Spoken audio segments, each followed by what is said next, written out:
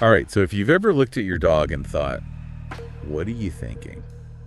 Then get ready, because today's deep dive is going to help you unlock some serious dog whisperer skills. Ooh, I love that. We're diving deep into a podcast episode all about dog behavior and their emotions, and really like that unique bond they share with us humans. You know, it's so interesting how much we think we know about dogs, but there's always more to learn, right? Right. It's like we kind of take for granted that they're our furry best friends, but we don't always stop to think about what's really going on in their heads. Yeah, and this podcast episode really challenges some of those assumptions we make about our dogs. Like, did you know that research suggests dogs might experience emotions just as deeply as like a 2-year-old child? Really? Wow, I had no idea. Yeah, it's fascinating. And another myth this episode busts is the whole wagging tail equals happy dog thing. Okay, so you're telling me my dog's tail wags don't always mean they're happy.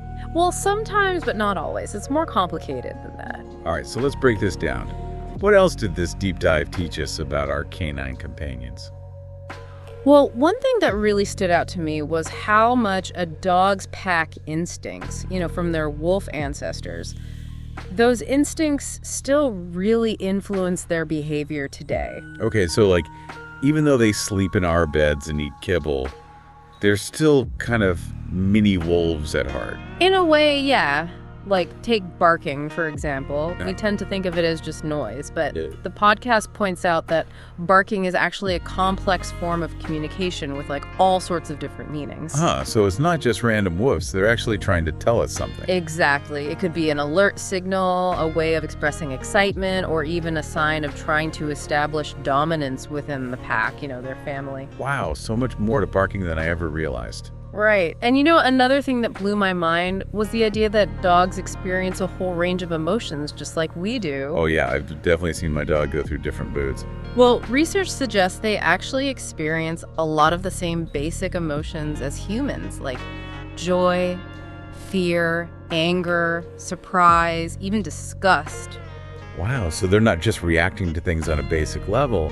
They're actually feeling these complex emotions. Exactly. They're way more emotionally intelligent than we often give them credit for. So then does that mean they can sense how we're feeling too? Like if I'm having a bad day, can my dog pick up on that? Oh, absolutely. Dogs are incredibly perceptive to human emotions. Yeah. They're constantly picking up on cues from our body language, our tone of voice, even our scent. That's incredible. I always knew dogs are smart, but that's next level. And it's part of what makes the human-dog bond so special. It's this two-way street of emotional connection and understanding. That's so cool. It's like they really do get us on a deeper level. They really do, and they offer us this incredible companionship and unconditional love, and in return, we provide them with care and a sense of belonging. It's a pretty amazing partnership when you think about it. It really is.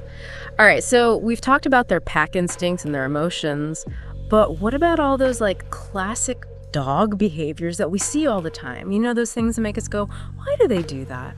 Like the head tilt. I've always wondered what's up with that. Yeah, the head tilt is adorable. Well, there are a couple of theories about why they do it. One is that it helps them adjust their ears to better pinpoint a sound. Oh, interesting. So it's not just a cute quirk. It might actually be helping them hear better. Exactly. And another theory is that it helps them see better, like they're tilting their head to get a slightly different angle on what they're looking at. Makes sense, like trying to get a better view. And some experts believe it might even help them read our facial expressions better. They're literally tilting their heads to try to understand us. It's amazing, right? Okay, so head tilts, we get it. Now, how about tail wags? I thought a wagging tail always meant a happy dog. Yeah, that's a common misconception. A loose, happy wag usually means they're content. Mm-hmm. But like we said earlier, it's not always that simple. So there are different types of tail wags. Definitely. The position and speed of the wag can tell you a lot about how they're feeling. A high, stiff wag can actually signal alertness or even a potential threat. Oh, wow. So it's like they have their own tail language we need to learn. It's like a secret code. And a low, slow wag might mean they're feeling a bit scared or unsure. I'm learning so much already. I feel like I need to start paying closer attention to my dog's tail. It's amazing how much they communicate through their body language, right? It really is. So we've covered some of the more subtle signals, but what about those quirky habits that make us laugh? Like, why do dogs spin in circles before lying down? It's actually thought to be an instinctual behavior left over from their wild ancestors. Wolves would often trample down grass or leaves to make a more comfortable resting spot. So even though they have comfy beds, they still have that instinct to circle before settling down. Exactly. It's a little glimpse into their evolutionary past. That's fascinating. All right, and what about the leg kicking thing they do when you scratch their belly? It's so funny, but also kind of weird. Right. It's called the scratch reflex. It's an involuntary response to stimulation of certain nerves. So it's like a reflex. They can't help it. Exactly. And it's similar to the knee-jerk reflex that we humans have. Okay, so I can stop wondering if my dog is just being a weirdo. Totally normal dog behavior. All right, so we've covered a lot of the fun stuff, but let's talk about something a little more serious for a minute. Separation anxiety. Yeah, that's a tough one. It's so hard seeing your dog stressed out when you have to leave him alone. It really is, and it's something that a lot of dog owners struggle with. The podcast highlighted some common signs to look out for, like excessive barking or destructive chewing. Oh yeah, my dog definitely gets into some trouble when I'm not home. And another sign can be pacing restlessly, like they just can't settle down. It's like they're trying to cope with being alone. But it can manifest in some not so great ways. Exactly, and the podcast really emphasized that punishing a dog for these behaviors won't actually address the underlying anxiety. That makes sense. It's not like they're doing it out of spite. They're genuinely distressed. Right, so instead of punishment, the focus should be on helping them build confidence and creating a positive association with being alone. Okay, so how do we do that? How do we help our dogs feel more comfortable when we're not around? One approach is something called gradual desensitization training. Basically, you gradually increase the duration of your absences, starting with very short periods and slowly working your way up. Oh, so like baby steps, essentially. Exactly. You're basically teaching them that being alone isn't something to be afraid of. And it's important to make your departures and arrivals low-key and unemotional. Oh, so like no big dramatic goodbyes? Nope. Those can actually make their anxiety worse. Ah. The key is to keep things calm and predictable. Okay, that makes sense. So we've talked about managing separation anxiety, but what about training in general? The podcast seemed to be a big fan of positive reinforcement. Oh, absolutely. Positive reinforcement is all about focusing on rewarding the behaviors we want to see more of. Like giving praise, treats, or affection when they do something good. I'm definitely a fan of that approach. It just seems so much more humane and effective than punishment. And it's amazing how quickly dogs learn when they associate good things with their actions. It's all about making it a positive experience for them. Exactly. And one of the key takeaways from the podcast was the importance of consistency. Okay, so you can't just reward them sometimes and then punish them other times. Exactly. Dogs thrive on clear communication and predictable outcomes. So if we're only rewarding them sporadically, they might not make the connection between their behavior and the reward. Right. It can be confusing for them. They need that consistency to really understand what we're asking of them. Makes sense. So consistency is key. What else do we need to keep in mind when using positive reinforcement? Well, another crucial element is timing. You want to reward the behavior immediately after it happens so they make that clear connection. Got it. Immediate positive feedback, just like we humans. Exactly. And another common mistake people make is accidentally rewarding unwanted behaviors. Oh, like if your dog jumps up on you, you pet them to calm them down, you're actually rewarding the jumping. You got it. It's easy to do without even realizing it. Wow, this is so helpful. I feel like I'm already learning so much about how to communicate with my dog better. That's the power of positive reinforcement. It's about building that bond of trust and understanding between you and your furry friend. I love that. All right, so we've covered a lot of ground already, from pack instincts to emotions to training, but there's still so much more to explore. Oh yeah, we haven't even touched on exercise yet. How much physical activity does a dog really need? And why do they do some of those other quirky things like digging or chasing their tails? We'll dive into all of that and more in the next part of our deep dive. Stay tuned, folks. It's so cool how much we can learn from these deep dives into the world of dogs. Oh, absolutely. It's like peeling back the layers of their behavior and understanding them on a whole new level. I know, right? Like, even something as simple as leaving the house can become a whole lot less stressful when we understand their separation anxiety better. You're so right. And I think that's where positive reinforcement can really come into play, even with something like separation anxiety. Interesting. Tell me more about that. How does that work? Well, instead of just focusing on managing their anxiety when you leave, you can proactively create positive experiences for them while they're alone. Okay, so like what? Give me an example. Sure, like before you head out, try giving them a special puzzle toy, the kind that's filled with their favorite treats. So that way they start associating your departure with something enjoyable. Right, exactly. It's like shifting their focus from, oh no, they're leaving, to, ooh, playtime. That's such a great idea. I'm definitely going to try that with my dog. I think you'll be amazed at how much of a difference it can make. And again, consistency is key here. If you only give them that special toy when you leave, they'll start to look forward to it, making your departures less stressful for both of you. I love it. Okay, so we've talked a lot about mental and emotional well-being, but what about physical activity? How much exercise does a dog really need? Well, that's the million-dollar question, isn't it? And honestly, it really varies from dog to dog. Oh, okay, so there's no magic number. Not really. Things like breed, age, energy level, even health conditions all play a role. I guess that makes sense. So like a tiny Chihuahua probably doesn't need as much exercise as, say, a Border Collie, right? Exactly. You hit the nail on the head. A high-energy working breed like a Border Collie is going to need a lot more physical and mental stimulation than a smaller, more laid-back breed. So it's not just about how much exercise they get, but also the type of exercise, right? You're absolutely right. And we can't forget about mental stimulation. That's just as important as physical activity. Oh, yeah, those puzzle toys we were talking about earlier. Yeah. Those are great for mental workouts, right? Absolutely. Puzzle toys, interactive games, training sessions, all those things can really tire them out mentally. I think it's easy to forget that their brains need exercise too, not just their bodies. It's so true. And a mentally stimulated dog is often a much happier and well-behaved dog.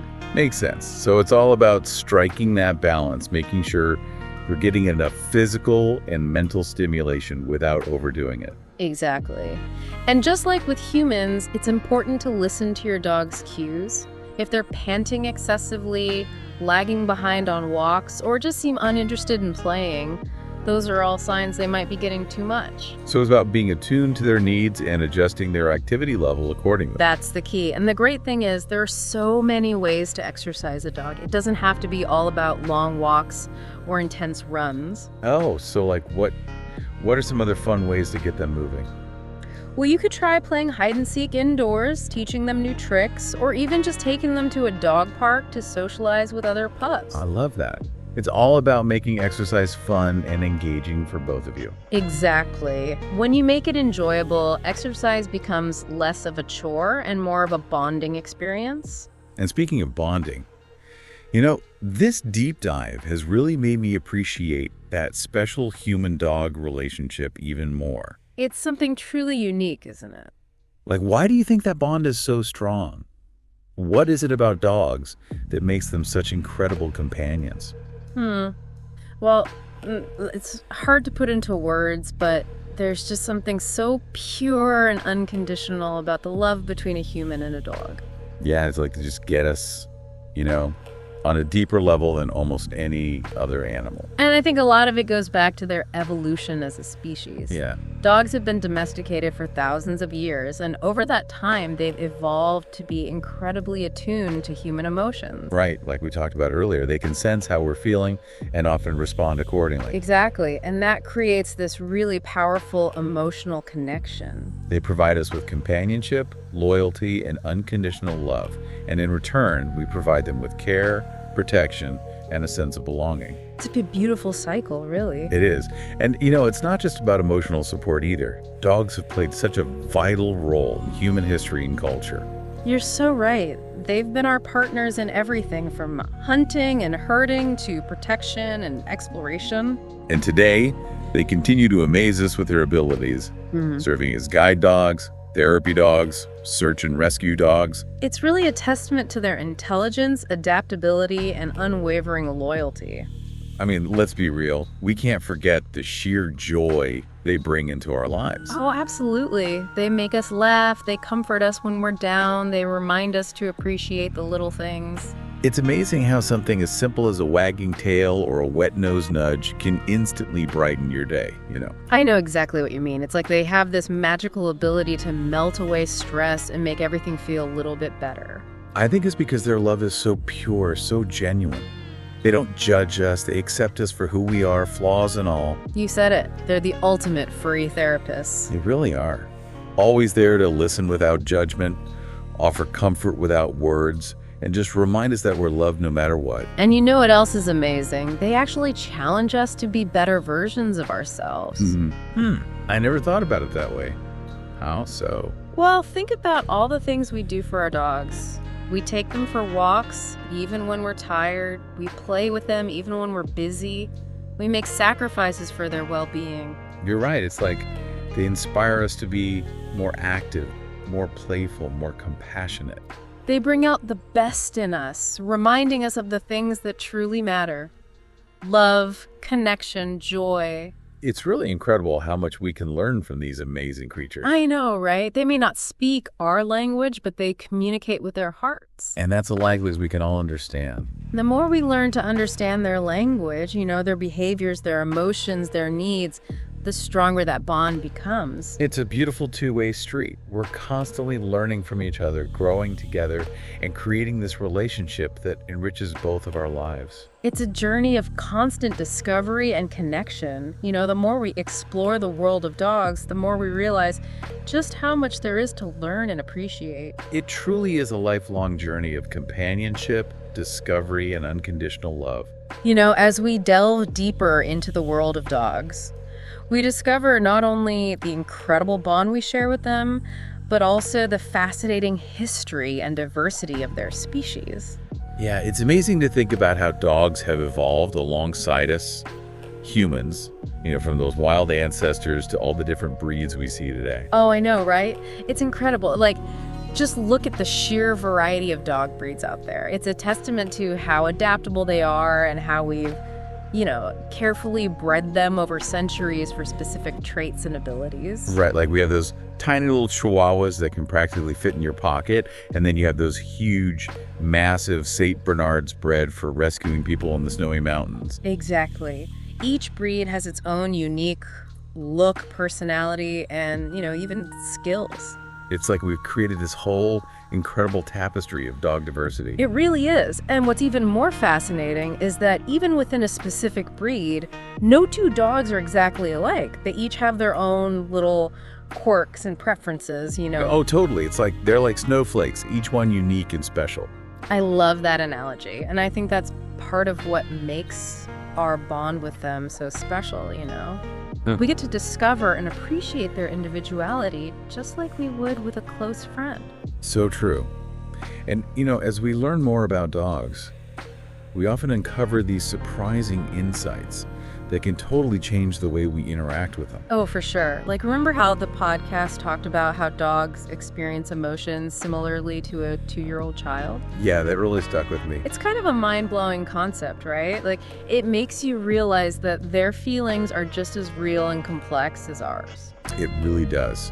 And I think it's a good reminder to treat them with the same empathy and respect we would give any other living being. Absolutely. And, speaking of understanding their needs, the podcast also talked about how important it is to tailor their exercise routine to their specific needs. Right, like taking into account their breed, their age, how much energy they have. Exactly. It's all about recognizing that each dog is an individual, and what works for one might not work for another. Like, A super energetic Australian Shepherd is probably going to need a lot more activity than a more laid-back Cavalier King Charles Spaniel, right? Exactly. And it's not just about the amount of exercise, it's also about finding activities that they enjoy and that suit their personality. Oh, for sure. Like, instead of just sticking to the same old walk every day, why not try mixing things up a bit? Explore new trails, play some interactive games, even consider joining a dog sport like agility or something. I love that. It's all about being creative and finding ways to make exercise fun for both you and your dog. You know, at the end of the day, it's all about deepening that connection we have with our dogs. It really is. And you know what? The more we understand them, the better we can meet their needs and create this truly amazing bond. It's a win-win for everyone involved. It really is. And you know, the best part is that there's always more to learn and discover about these incredible creatures. So true. So to all the dog lovers out there, keep learning, keep observing, keep cherishing those furry friends of yours. And remember, behind those wagging tails and wet noses are these amazing, complex, emotional beings. And by continuing to explore their world and, really trying to understand them, we can create these truly fulfilling relationships that enrich both of our lives. And on that note, we'll wrap up this deep dive into the world of dogs. Until next time, keep exploring, keep learning, and keep those tails wagging. Thanks for listening, everyone.